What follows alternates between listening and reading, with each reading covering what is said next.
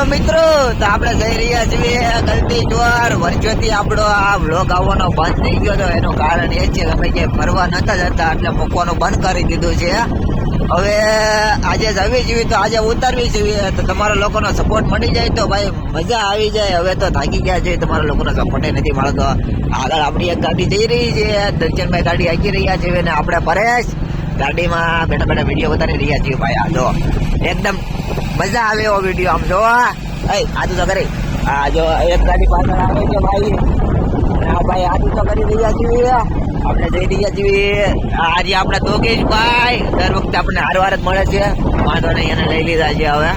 હવે અને આજે નાતા નાતા વિડીયો ઉતારી તમને જરીક બતાવી દઈશું. અમે આ જાય છે આપણી એક ગાડી, અમારી ગાડી છે બીજી ગાડી, ને પાછળ આવી છે ત્રીજી ગાડી.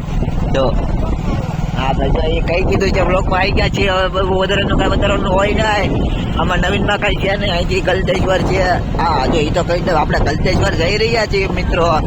ઓનલી ઓન નાવા અને ખાલી દર્શન કરવા ભગવાનના.